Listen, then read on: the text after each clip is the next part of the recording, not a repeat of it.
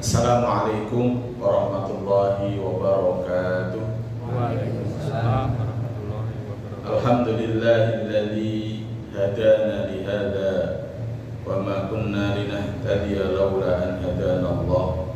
Asyhadu an la ilaha illallah wahdahu la syarika lah wa asyhadu anna Muhammadan abduhu wa rasuluhu la nabiyya wa la rasula ba'da. Allahumma shalli wa sallim ala sayyidina Muhammadin wa ala alihi wa ashabihi ajma'in, amma ba'd. Bapak-bapak, ibu-ibu, kaum muslimin muslimat rahimani wa rahimakumullah. Malam hari ini kita melanjutkan kajian fikih kurban, dan sekarang kita membahas terkait dengan hal-hal yang bersifat kontemporer atau kekinian, yang bisa jadi pada zaman Nabi itu beberapa hal belum ada. Seiring dengan perkembangan zaman, kemudian sekarang itu ada. Maka hukum-hukumnya bagaimana lah, insyaallah nanti kita akan bahas pada kesempatan kali ini. Yang pertama adalah kurban atau bayar hutang dulu. Yang pertama, saat hutangnya yang halal sudah jatuh tempo, maka menunaikan hutang itu harus didahulukan. Contohnya adalah debitur yang memiliki hutang untuk angsuran rumah pertama. Karena rumah pertama termasuk di dalam kebutuhan dasar orang. Berbeda kalau rumah kedua, ketiga, dan seterusnya. Maka ketika memiliki hutang yang jatuh tempo untuk segera dibayar, harus mendahulukan membayar hutang terlebih dahulu. Jadi mendahulukan membayar hutang terlebih dahulu. Karena matlul ghaniyyi zulmun. Menunda-nunda pembayaran yang dilakukan oleh orang yang sudah mampu adalah bentuk dari kezaliman. Ketika Bapak Ibu punya hutang, sudah jatuh tempo dengan perjanjian dan sudah memiliki harta yang cukup untuk membayar hutang, maka segera ditunaikan membayar hutangnya. Jangan sampai sekali-kali kita itu menunda-nunda membayar hutang kalau sudah jatuh tempo dan sudah memiliki uang. Sebab orang yang menyengaja menunda sementara dia memiliki keuangan yang cukup, kelapangan, mampu untuk membayar, itu salah satu bentuk kezaliman, dan nanti bisa jadi kemudian akan sulit ketika nanti harus membayar hutang. Oleh karena itu Bapak Ibu, ketika datang kurban, Idul Kurban, kemudian kita memiliki hutang yang harus segera dibayarkan dan sudah jatuh tempo sesuai dengan perjanjian, sementara juga tidak memiliki harta yang lain untuk membeli hewan kurban, maka membayar hutang itu lebih didahulukan. Yang kedua, saat hutangnya belum jatuh tempo, maka berkurban itu menjadi tuntunan karena berkurban tidak melalaikannya dari kewajiban. Di hutangnya masih lama jatuh temponya, maka berkurban lebih didahulukan. Berkurban lebih didahulukan sebab hutangnya itu belum jatuh tempo. Yang ketiga, membayar hutang dulu daripada berkurban itu tidak boleh menjadi alasan untuk berhenti atau menunda membantu dan bersedekah. Karena jika kita bisa melakukan keduanya dengan kemampuan yang maksimal dipaksakan, tentunya pahalanya akan lebih besar. Jadi sekali lagi bahwa ketika kita barangkali ya punya hutang, tetapi tidak kemudian kita berhenti untuk tidak bersedekah. Justru insya Allah dengan bersedekah itu mudah-mudahan Allah berikan rezeki yang berlipat ganda, sehingga kemudian ia bisa bayar hutang dan bisa untuk keperluan lainnya. Jadi jangan sampai kemudian dengan alasan punya hutang kemudian tidak mau berinfak atau bersedekah atau juga membantu orang yang membutuhkan. Ya. Nah, sekali lagi bahwa ketika kita memiliki hutang yang sudah jatuh tempo dan uangnya hanya itu saja, maka silahkan digunakan untuk bayar hutang terlebih dahulu. Sementara ketika jatuh temponya masih lama, gitu, atau kita sudah punya persediaan yang lain, oh insya Allah sehingga bayar hutang itu nanti panen parigi, atau nanti saya akan jual cengkeh, atau mungkin apa dan seterusnya, maka silahkan tetap berkorban, karena itu pahalanya sangat besar. Kurban dengan niat akikoh. Memang ada perbedaan pendapat di kalangan para ulama. Yang pertama, tidak boleh, hukumnya tidak boleh satu sembelihan diniatkan kurban sekaligus akikoh. Ini pendapat mazhab Maliki dan Syafi'i serta salah satu riwayat Imam Ahmad. Jadi kalau kurban ya kurban, akikoh ya akikoh. Tapi juga ada ulama yang membolehkan dari kalangan pendapat Imam Ahmad, Al-Hasan Al-Basri, Muhammad bin Sirin dan Qatadah. Boleh berkurban dengan niat akikoh karena kesamaan tujuannya, yaitu taqarrub ilallah, dalam rangka mendekatkan diri kepada Allah Subhanahu wa ta'ala. Nah, ketika orang yang berpendapat bahwa tidak boleh, kita meyakini tidak boleh kurban dengan niat akikoh, maka mana yang didahulukan? Sebagian ulama memilih kurban itu didahulukan daripada akikoh. Kenapa? Karena kurban itu waktunya terbatas, sementara akikoh waktunya itu lebih lama. Kalau mamanya 7 hari belum punya rezeki untuk membeli kambing, maka bisa nanti 14 harinya, 21 dan seterusnya, atau saat mampu. Itu waktunya lebih longgar. Sementara berkurban itu terbatas, hanya 4 hari. Tanggal 10, 11, 12, 13 Dzulhijjah.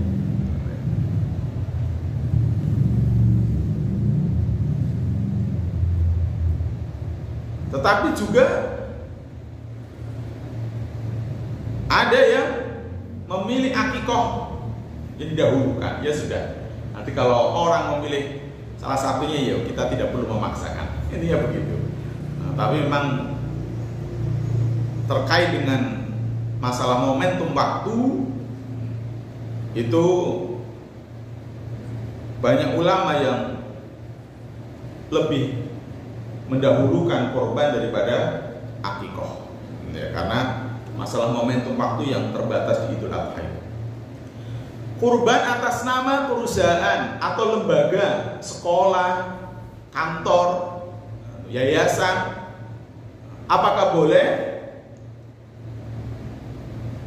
Berkurban atas nama ini tidak memenuhi kriteria pengkurban, jadi tidak boleh. Karena yang diperintah untuk berkurban itu orang, bukan lembaga.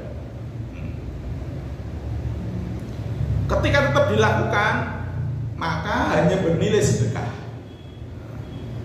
Maka alternatif yang sesuai syariah, maka silahkan bisa yang berkurban adalah pemilik perusahaan atau pemilik yayasan atau kepala kantornya atau kepala sekolahnya, begitu, atau personal lain yang ditunjuk di atas nama siapa, atau juga bisa perusahaan atau kantor atau lembaga, yayasan, sekolah gitu berdonasi kepada salah satu individu tertentu, orang tertentu, bahwa kamu tak kasih infak. Makanya kalau kambing 2,5 juta, makanya 2,5 silahkan dipakai untuk korban atas namamu. Kemudian orang ini yang diberi infak tadi silahkan bisa digunakan untuk korban, maka korbannya jadi sah. Maka sekolah juga begitu bisa. Kalau mau korban, maka bisa di atas namakan salah satu gurunya atau anak tertentu dan lain sebagainya. Nah nanti yang lainnya tidak rela, tidak ridho, ya sudah, berarti tidak usah di atas namakan, berarti hanya sekedar latihan kurban atau hanya sedekah biasa. Jadi tidak mendapatkan pahala kurban, tapi hanya mendapatkan pahala sedekah. Maka ketika membuat pengumuman di awal itu langsung ditulis bahwa nanti akan di atas namakan siapa, namanya begitu. Kalau umpamanya akan di atas namakan. Tapi kalau umpamanya tidak, ya sudah untuk pelatihan saja, infak atau sedekah biasa saja. Belikan kambing apa dibelikan sapi, kemudian nanti disembelih, terus dimakan bareng. Tetapi yaitu masing-masing orang yang berdonasi itu hanya mendapatkan pahala sedekah biasa. Ini kan memang sekolah-sekolah itu terkadang melatih para siswa-siswinya untuk latihan korban itu. Jadi ya sudah, memang namanya juga latihan korban, hanya sedekah atau infak biasa saja.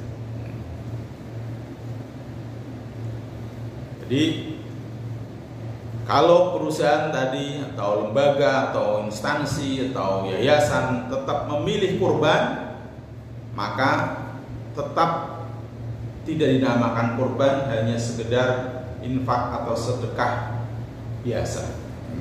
Kenapa? Karena lembaga tadi itu tidak memenuhi kriteria pengkurban.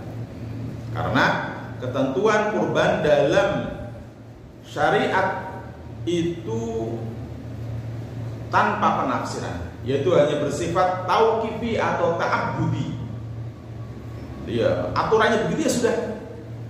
Jadi tidak boleh dianalogikan atau ta'akkuli gitu ya, atau ilhaq atau qiyas, itu nggak bisa. Aturannya begitu ya sudah, aturannya. Kita mengikuti aturan. Jadi memang ada ibadah-ibadah yang sifatnya tauqifi atau ta'abbudi, ya sudah. Kayak kita sholat maghrib 3 rakaat, 3 rakaat. Walaupun kita beralasan saya kuat nih 4 rakaat, 10 rakaat, berarti nih lu yakin ya tidak boleh. Karena sifatnya tauqifi atau ta'abbudi. Di jumlah rakaat sholat tadi sudah tauqifi ta'abbudi. Masuk bacaan-bacaannya itu begitu. Itu yang sudah menjadi rukun, ya dilakukan. Contohnya Al-Fatihah, ya Al-Fatihah itu sudah. Tidak boleh kita karena hafalannya banyak, Al-Fatihahnya diganti dengan Al-Baqarah atau Al-Imran, ya nggak boleh. Ya Al-Fatihah dulu, nanti baru setelah waladhdallin amin silahkan membaca surat yang lain. Itu seperti itu. Ya, jadi yang sifatnya ta'abbudi, ta'akkuli, tauqifi itu tidak boleh dilogis-logiskan. Ya, lu yakin berarti itu enggak. Atau saya tak tabung sih, saya kisah sholat 6 rakaat, mbok menawa sesuk sore ki aku lali atau ora sempat maunya, nggak boleh. Nggak ada istilah nabung kayak gitu, nggak boleh, nggak ada. Gitu ya. Atau lu yakin nggak ada. Ya kalau sedekah silakan, lebih banyak lebih baik, karena memang itu ya salah satu ibadah yang ghairu mahdhur. Ya silakan, mau berupa berapa ribu, berapa ratus ribu, berapa juta, silakan saja. Kalau yang sedekah, termasuk berzikir, itu mau berzikir baca subhanallah mamanya 10 kali, 1000 kali, ya silakan saja, itu boleh-boleh saja. Ya. Baca sholawat mau berapa kali, ya silakan saja. Ya, itu. Mau sambil duduk, sambil berdiri, sambil jalan, boleh-boleh saja. Tapi kalau yang sifatnya tauqifi atau ta'abbudi, salah satunya berkurban itu.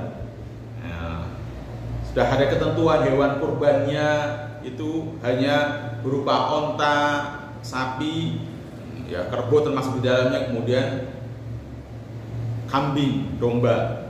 itu dengan segala jenisnya. Ya sudah itu, tidak bisa kita kemudian nyembelih kelinci, nyembelih ayam, nyembelih bebek, mentok dan seterusnya dengan niat kurban, ya nggak ada. Karena sudah jelas. Walaupun ketika dia berkurban umpamanya ya bebek itu ratusan umpamanya, kalau diuangkan itu lebih banyak daripada beli kambingnya, tetap itu hanya segala sedekah biasa. Karena sudah jelas masalah. Umurnya juga sudah disampaikan, gitu ya. Dan seterusnya. Itu maka ya udah kita lakukan. Kemudian boleh menghadiahkan pahala kurban untuk personal, keluarga atau masyarakat tertentu dengan salah satu dalil doha Rasulullah sallallahu alaihi wasallam bi kabshaini wa qala Allahumma taqabbal min Muhammad wa ali Muhammad wa min ummati Muhammad, rawahu Muslim. Rasulullah sallallahu alaihi wasallam berkurban dengan 2 kambing gibas. Dan beliau berdoa, Allahumma taqabbal min Muhammad, ya Allah terimalah ini dari Muhammad, wa ali Muhammad dan keluarganya Nabi Muhammad, wa min ummati Muhammad dan umatnya Nabi Muhammad.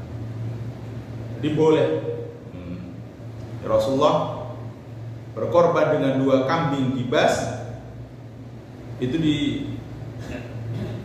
dimintakan kepada Allah agar diterima dari Muhammad, keluarganya dan juga umatnya. Dan umatnya jutaan, begitu. Maka ini juga menjadi salah satu dalil bagi orang yang tidak mampu sama sekali, maka insya Allah sudah dikorbankan oleh Nabi Muhammad SAW.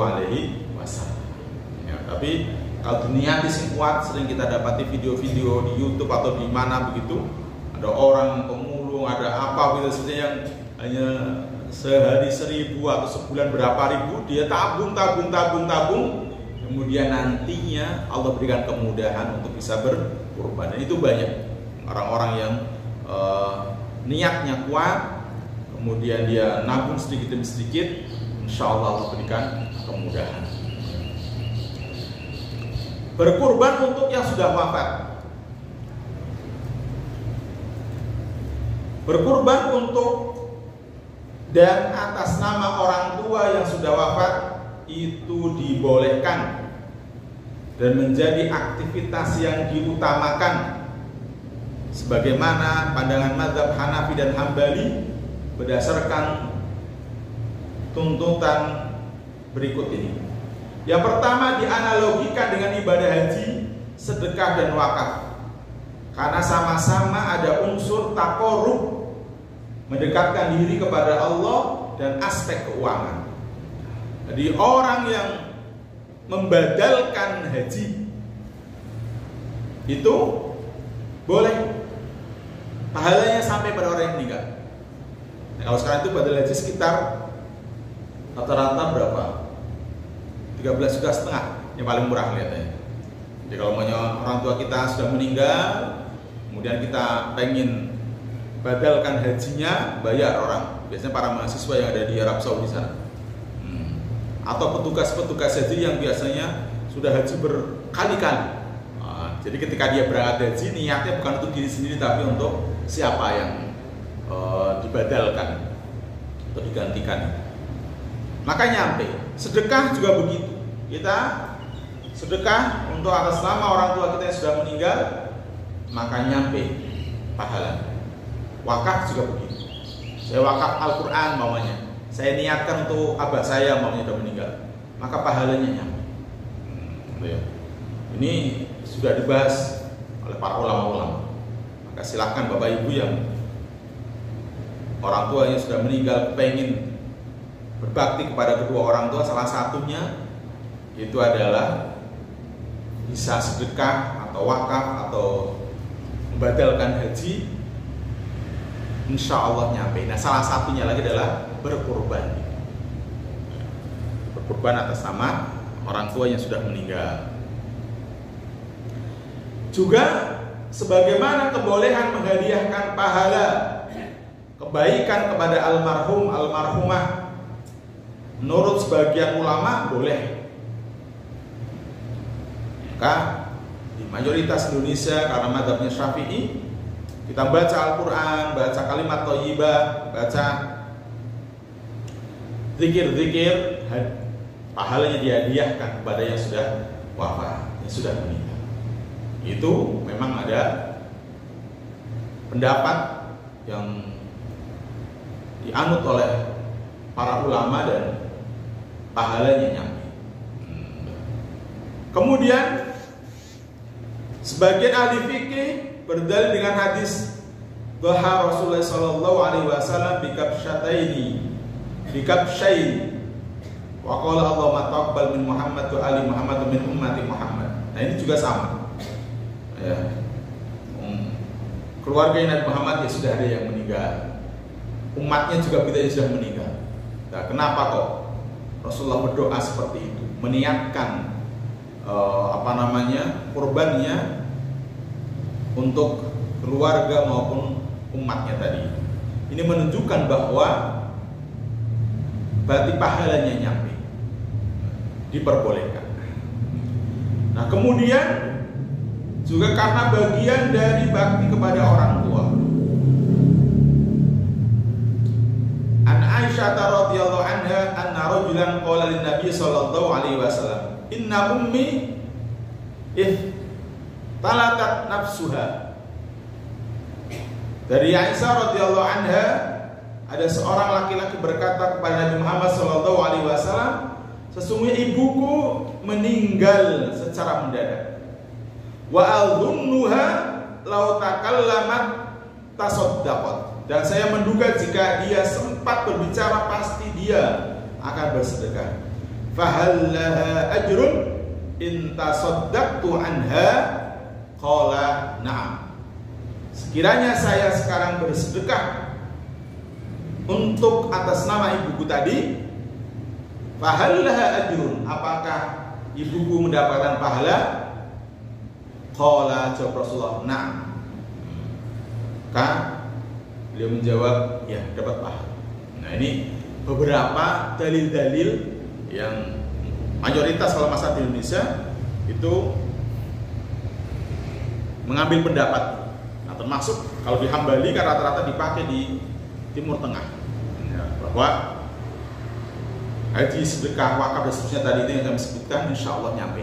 Korban termasuk nyampe. Jadi nanti tidak perlu ragu-ragu lagi. Tapi kalau umpamanya tidak diniatkan untuk yang wafat, panjenengan berkurban, maka otomatis orang tuanya panjenengan juga dapat itu otomatis. Karena apa yang dilakukan oleh anak itu, maka orang tuanya akan dapat pahala. Kenapa? Karena ketika kita ini sampai sebesar ini, menjadi orang yang paham agama, menjadi paham terkait dengan fikih dan seterusnya itu berkat jasa kedua orang tua kita. Nah, karena berkat jasa kedua orang tua kita yang menyekolahkan, menyuruh ke TPA, memondokkan, membiayai dan seterusnya, ya itulah kemudian orang tua kita mendapatkan pahala dari anak-anaknya yang soleh-soleh. Walaupun tidak diniati untuk orang tuanya, secara otomatis maka orang tua kita akan dapat pahala. Tapi kalau diniati, ya silahkan saja, boleh. Nah, ya. Kemudian patungan kurban. Nah, ketentuan fikihnya, jika jumlah pengkurban, orang yang berkorban, hewan yang disembelih dan peruntukannya memenuhi ketentuan fikih kurban, maka jelas bernilai kurban. Tetapi jika tidak memenuhi ketentuan jumlah pengkurban, hewan yang disembelih atau tidak diniatkan sebagai kurban, maka bukan kurban, tetapi sedekah atau hadiah daging saja. Jadi kalau umpamanya sapi itu 7 orang, kok jadi 15 orang, 20 orang gitu, ya ketika disembelih dan dibagikan hanya mendapatkan pahala sedekah daging saja. Karena ketentuannya maksimal 7 orang. Atau kambing ketentuannya 1 orang. Nah, ternyata patungan-patungan dari banyak orang dan tidak diniatkan hanya untuk satu orang itu tadi, maka yo tidak sah. Kalau disembelih dibagikan hanya dapat pahala sedekah atau hadiah daging saja. Ya, jadi karena ibadah kurban itu lebih dominan bernilai ta'abbudi tadi. Harus ada nas ya yang jelas dan harus kita ikuti. Tidak kemudian kita berimprovisasi. Kita melakukan analogi-analogi begitu, itu tidak diperbolehkan. Kemudian yang kedua, berniat bertakarrub pada Allah Subhanahu wa taala. Dan kemudian tadi sudah batasannya sudah kami sampaikan. Ya. Ini kalau ada orang patungan korban. Jadi kalau patungan korban sapi ya 7 orang itu. Insyaallah sudah betul, insyaallah yang kita lakukan itu. Ya. Kalau kambing ya 1 orang. Ya. Insyaallah seluruh anggota keluarga mendapatkan pahala yang sama. Jadi tidak perlu kita khawatir kalau mamanya. Kadang ada sebagian yang kadang digilir tahun ini bapaknya, tahun depan ibunya atau istrinya, atau depan anak pertama dan sebagainya. Tidak perlu. Sudah bapak atau ayah atau pimpinan keluarga itu tadi, ya, imamnya yaitu seorang ayah itu berkorban, maka insya Allah sudah yang lain mendapatkan pahala yang sama. Tapi kalau mamanya mampu ya silakan. 5 anggota keluarga, 5 kambing ya silakan saja. Sah-sah saja kalau itu. Ini kambingnya sebulan silakan. Itu namanya mampu. Maka kalau mamanya tidak mampu, tidak perlu kemudian menamakan ya satu persatu tadi itu. Arisan kurban diperbolehkan jika pertama nominal uang yang diterima dan dibayarkan itu sama. Dikatakan oleh Ibnu Qudamah wa kullu qardin syarata fihi an yuzidahu fa huwa haramun bi ghairi khilafin. Jadi kalau nominal uang yang diterima dan dibayar itu sama, maka sah dan boleh. Tidak boleh kalau ada syarat harus nanti menambah ini menambah itu, tidak boleh. Kemudian yang kedua, hewan kurban yang diterima itu senilai dengan uang yang dibayarkan. Nah, Rasulullah SAW an bai'il ghoror. Rasulullah itu melarang jual beli yang ghoror. Ghoror itu tidak jelas. Jadi kalau mamanya arisannya dapatnya 5 juta, begitu berarti dibelikannya ya 5 juta itu. Tidak boleh kemudian nanti dibelikannya di bawahnya kemudian sisanya dimakan siapa begitu. Ya, dia sesuai dengan perjanjian di awal. Kemudian ada kemampuan bayar. Nah, ini penting, dan tidak meninggalkan kebutuhan yang lebih prioritas. Jadi biasanya ibu sih paling sering akeh arisan ya. Bapak mungkin ada, tapi biasanya ibu mau arisan opo kayak gitu ya. Arisan baju, arisan panci, arisan opo semacam-macam gitu ya. Maka ya perlu dipikirkan itu ada kemampuan bayar, dipikirkan dulu, dihitung mesti pendapatan ini sesasi ke piro. Nah sekarang sudah mau ngangsur opo wae, saya kan begitu. Kebutuhan dasar itu berarti untuk makan dan lain sebagainya itu sudah dihitung. Oh alhamdulillah masih ada sisa, maka silakan saja ya, karena itu sudah dihitung, ada kemampuan nanti untuk membayar arisan-arisan. Jadi jangan sampai karena tidak enak dengan orang lain dan sebagainya kemudian panjenengan jadi kelilit hutang atau kerepotan. Maka idealnya kan memang kalau ekonomi keluarga itu ya, itu yang pertama yang dikeluarkan itu sedekah dulu. Kalau sudah nisab berarti zakat dulu 2,5% keluarga kan begitu. Kemudian setelah itu punya hutang, prioritaskan, dihitung, bayar dulu, ya. Kemudian setelah itu dihitung biaya hidup, ya, makan, minum, listrik, PAM, dan lain sebagainya. Nah, itu dihitung begitu. Masih ada sisanya lagi, nah silahkan nanti bisa ditabung. Nah syukur-syukur ditabung di awal juga bagus, tabung di awal. Nabung sementing kok aku setiap bulan nabung 50.000, silahkan itu akan bagus. Nanti yang lain diempet berarti. Itu ya yang itu tadi harusnya mungkin makan umpamanya ada jatah keluar rumah ya umpamanya ke mana begitu ya, atau jalan-jalan sudah ada jatah jalan-jalan, maka mungkin jatah jalan-jalan atau makan di luarnya itu yang mungkin tidak dikeluarkan karena digunakan untuk nabung. Nah setelah itu disiapkan dana sosial, biasanya jagung gitu kan atau mungkin kesehatan gitu ya. Kan sakit kan tidak ada yang tahu masalahnya. Itu biasa dia bulan itu ada yang sakit keluarga kita gitu, dan seterusnya itu disisipkan, disisihkan gitu ya. Itu nah ideal. Nah masalahnya begitu nomor duit serasa detung masalahnya. Ini jadi masalah. Kan gitu, langsung entek masalahnya itu ya. Saya detung ngopo nih, langsung entek.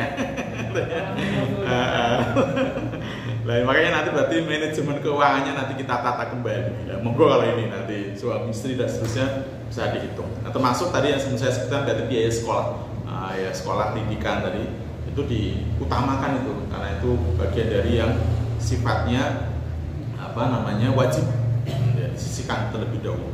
Nanti yang lain ya tadi kayak mungkin keluar jalan-jalan, riklah itu dan seterusnya itu yo isne ene turahe. Maka itu mungkin bisa kalau yang biasanya gajian di awal bulan, nanti jalan-jalannya di akhir bulan nenek turai. Tapi nenek turai kan alhamdulillah, terus mana tamangu, maring dinang kan gitu. Terus nenek turai cetok karena sehari 2 hari lagi selalu dapat lagi kan gitu. Jangan di awal-awal. Nih awal-awal seneng di awal ngomong ning akhir masalahnya. Ya, harus kerja sesasi begitu, entek hanya beberapa hari di awal. Setelah itu pusing terus itu. Nah ini, syukur-syukur sih memang ya tidak punya hutang, ya syukur-syukur. Karena orang punya hutang itu, ya kalau siang itu takut ketemu orang yang ngutangi, kalau malam tidak bisa tidur. Itu memang gitu. Kalau bisa, tapi hutang itu ya boleh, asalkan ada kemampuan bayar. Intinya begitu ya. Sebab ben-penak uripe, urip sepisan tapi reposo terus itu nanti. Nah ya mumet terus itu nanti. Betul, ya sekali-kali mungkin berapa tahun orang diutang blas semuanya kan sepenak. Ya. Tapi ini monggo kalau ini masalah privasi panjenengan masing-masing, gitu ya. Tapi tetap diusahakan, dihitung dulu supaya tidak terlalu berat dalam menjalani kehidupan. Gitu ya. Jadi monggo ada kemampuan bayar, pokoknya sudah dihitung dulu pemasukan dan seterusnya, maka silahkan nanti untuk ikut arisan kurban ataupun yang lain. Gitu ya. Kalau umpamanya tidak, berarti menabung saja, menabung sehingga kan nanti tidak punya utang. Karena kalau arisan itu kan nanti ketika mendapatkan di awal, maka dia punya hutang, itu ya kepada yang lainnya. Itu karena yang dia terima itu adalah uang dari anggota-anggota lain itu, sehingga kan akhirnya kita punya hutang. Ya. Tapi nggak apa-apa tadi, asalkan ada kemampuan bayar. Dan tidak meninggalkan kebutuhannya lebih prioritas tadi itu. Man akhadha amwalan nasi yuridu adaaha addallahu anhu. Insyaallah kalau kita itu ngutang tapi niatnya bayar, maka Allah akan berikan kemudahan bayar. Wa man akhadha amwalan nasi yuridu itlaqaha atlafahullah. Yuridu itlaqaha atlafahullah. Ngutang tapi niatnya ora bayar lagi. Allah akan persempit juga hartanya. Qadarullah yus entek wae gitu. Padahal saya tambahan dari komisi apa, tambahan dari uang apa, tapi ya qadarullah entek wae. Karena niat awalnya tadi itu secara niat bayar atau niat tidak baik. Ya, jadi kalau ngutang dia niatnya yang baik, maka insyaallah addallahu anhu. Allah akan mudahkan. Allah akan bayarkan dengan dimudahkan kita mendapat rezeki itu. Ini, ya. Tuh. Kemudian transfer untuk kurban. Nah, zaman dulu kan nggak ada, cuma Rasul ya nggak ada. Arisan-arisan juga cuma Rasul juga nggak ada arisan-arisan kurban itu. Nah, transfer untuk kurban. Yang pertama, bolehkah berkurban diwakilkan? Boleh jawabannya. dengan ketentuan nominal biaya yang dikirim telah diterima penerima amanah. Jadi saya berkorban lewat lembaga apa gitu, tinggal transfer klik. Kalau yang punya e-banking atau ATM itu sudah ada layanannya, tinggal klik kirim gitu. Ya, maka nominal biaya dikirim telah diterima penerima amanah. Besaran nominal sesuai dengan ketentuan syariah. Jadi kalau mamanya umumnya kambing 2,5, kalau 1 juta kan nggak dapat. Makanya kalau ada yang pasangan bisa berkorban 1 juta, padahal umumnya urf adatnya kambing itu yo nek sing patut ngkorban ya minimalnya 2 juta atau 2,5 juta. Maka itu bisa jadi tidak sesuai syariah. Bisa jadi itu nanti tidak diberikan kambing yang sesuai umurnya, atau jadi nanti digabung-gabung dengan yang lain, ya nanti jadi tidak sah. Kemudian kejelasan dalam perjanjian bahwa penerima amanah akan melakukan pembelian, penyembelihan dan penyaluran secara detail. Jadi jelas. Maka kalau bisa berkurban melalui lembaga yang amanah, resmi dan profesional dalam menjalankan transfer kurban tersebut. Jadi mungkin kalau di Karangnya ada Al-Itqon, mungkin ada Muhammadiyah, ada NU, ada yang lain lah, silakan. Ya. Atau di Basnas begitu dan seterusnya.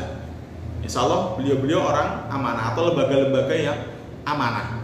Maka itu sah dan boleh-boleh saja. Ya. Kita tidak perlu ke pasar nyari kambing sendiri, repot dan seterusnya. Udah tinggal klik saja pakai HP, kita sudah berkurban. Sudah. Ini insya Allah diperbolehkan. Tapi kita silakan mencari lembaga yang amanah, syukur-syukur resmi punya izin dari pemerintah, profesional. Karena terkadang mohon maaf ya ada saja orang-orang golek-golek. Jadi wallahu a'lam itu jangan ya lewat situ berarti kalau tidak amanah. Kemudian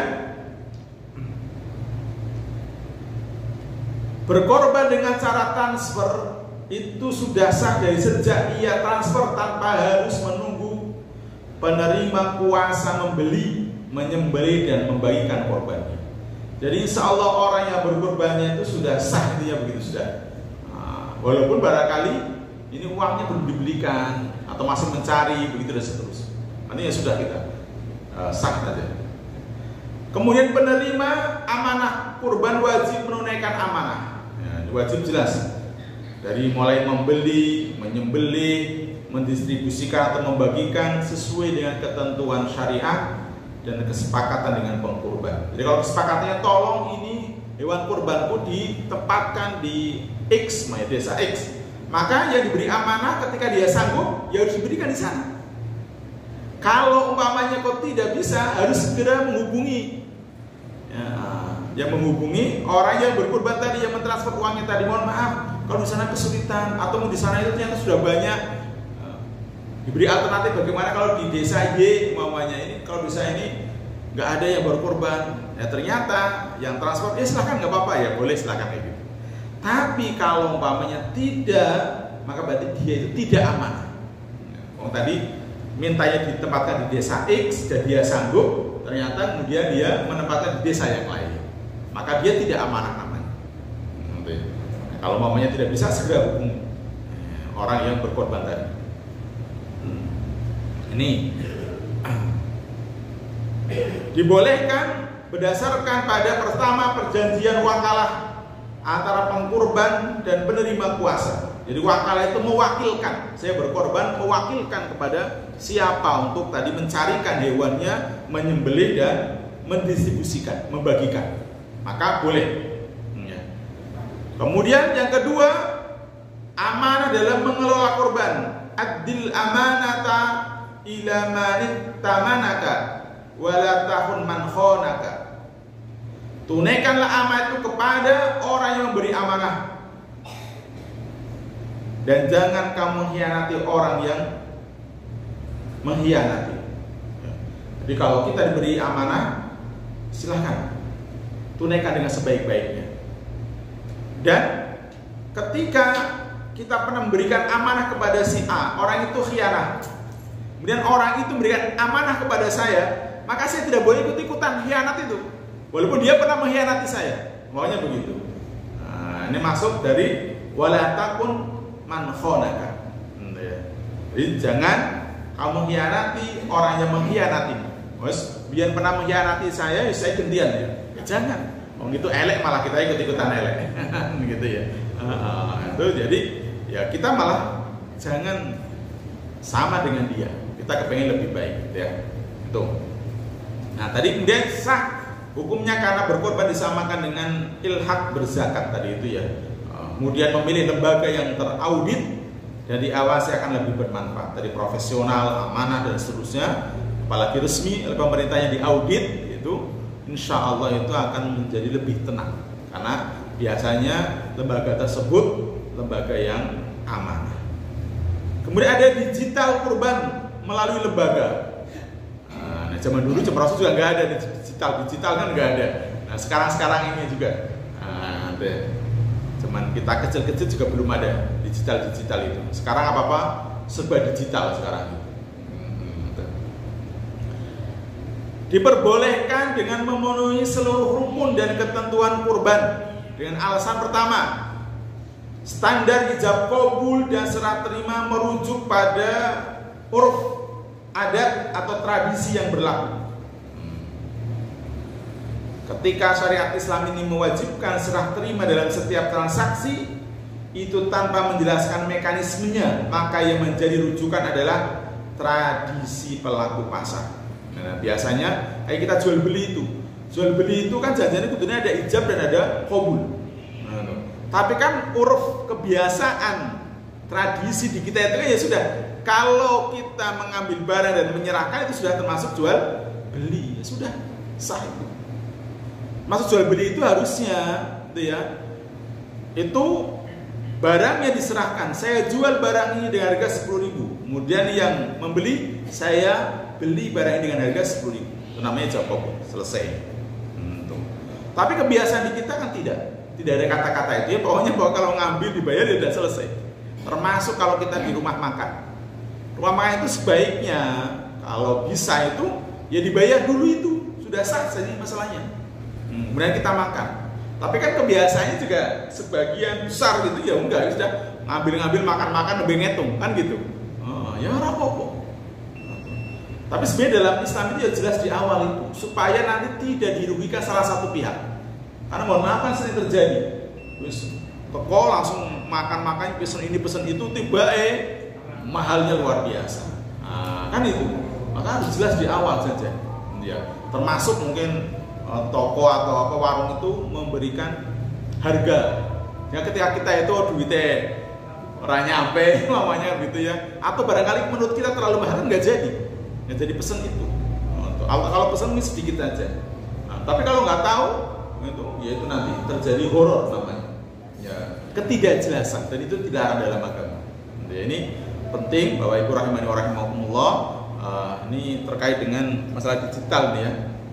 Insya Allah lanjutkan pekan depan ini masih broker kurban, kemudian beli kurban sekarang serah terimanya nanti. Nah ini namanya kalau dalam istilah jual beli namanya akad salam. Jadi uangnya dulu, barangnya nanti, atau DP dulu, barangnya nanti.